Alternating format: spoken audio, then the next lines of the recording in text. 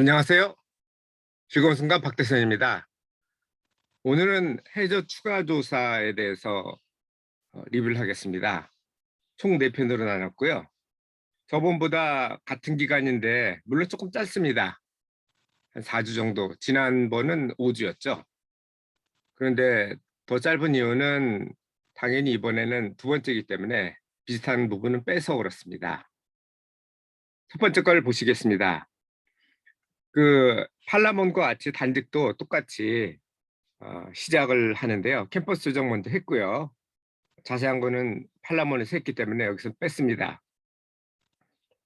그리고 여기는 좀 2등 향해사 업무를 좀 더 체계적으로 줬네요. 팔라몬은 별다른 업무를 사실 주질 않았는데 여기는 원래 2등 향해서 하는 업무를 많이 줬습니다. 그래서 안전 관련된 업무가 원래 2등 향해서 업무거든요. 그래서 구명정, 수동해제. 여기 보시면은 이게 구명정인데 이게 바다에 빠지면 자동적으로 이렇게 풀리게 돼 있어요. 그런데 빠지기 전에 하는 경우도 있겠죠. 그런 경우는 여기 이렇게 후크처럼 돼 있죠. 이걸 풀어주면 됩니다.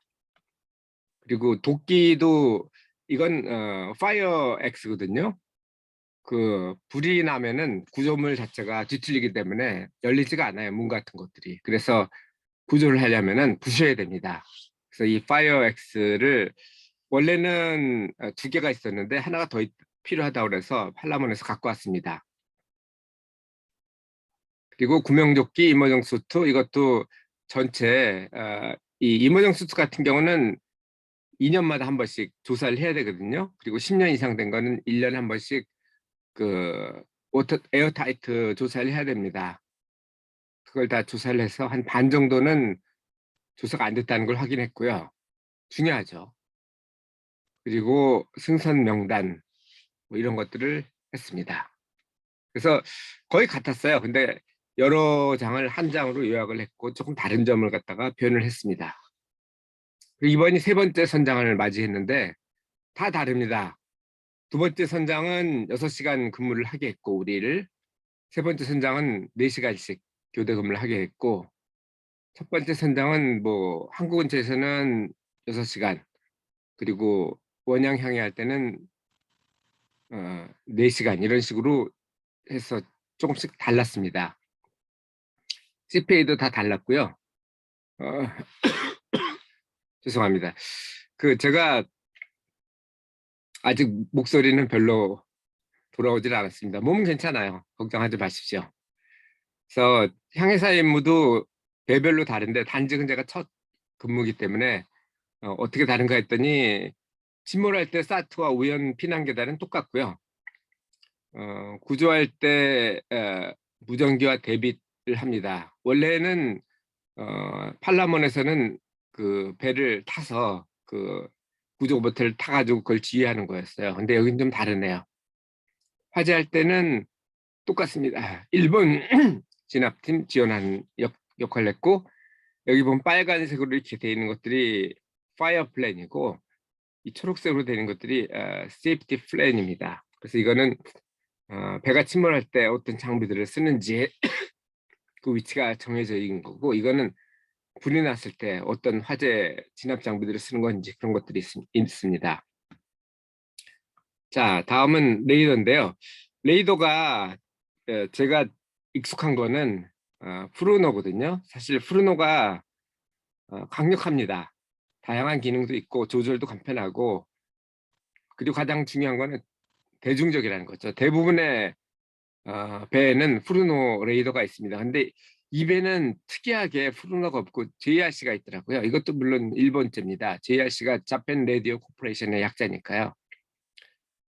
그런데 작동법이나 기능이 다 다르겠죠. 그래서 할 수 없이 여기 있는 심플리파이드 매뉴얼부터 시작해가지고 두꺼운 매뉴얼까지 4주 동안 주로 이 내용을 공부를 했습니다.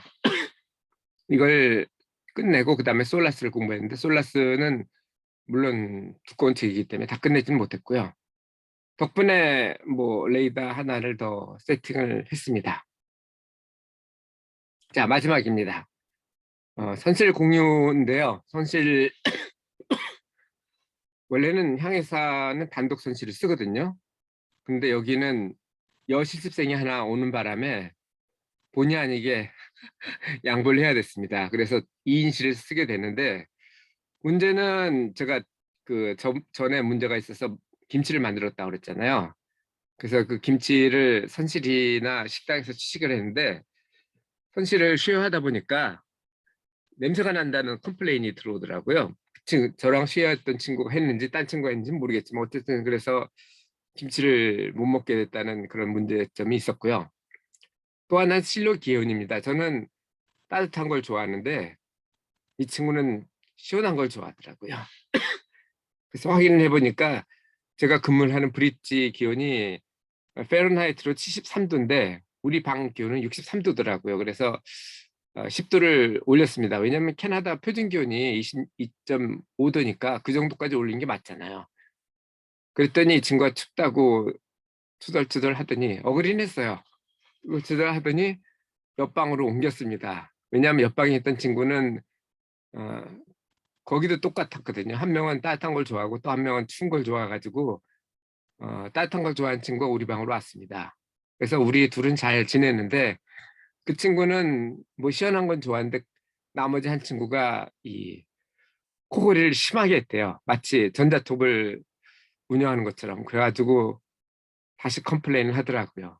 어쨌든 저는 따뜻하게 잘 지냈습니다. 자, 여기까지 해서 첫 번째를 끝냈는데요.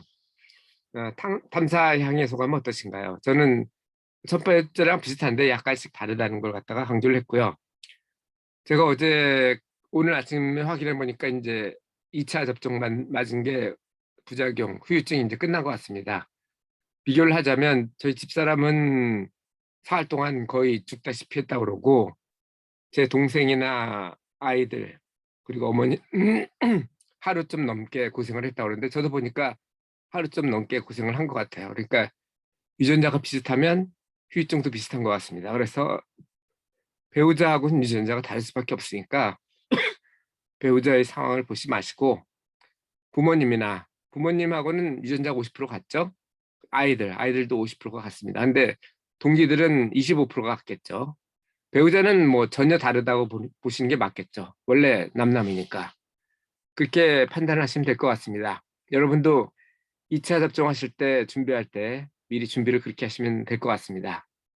오늘도 즐거운 순간 박대선이었습니다. 내일 두 번째 향에 다시 한번 뵙도록 하겠습니다. 감사합니다.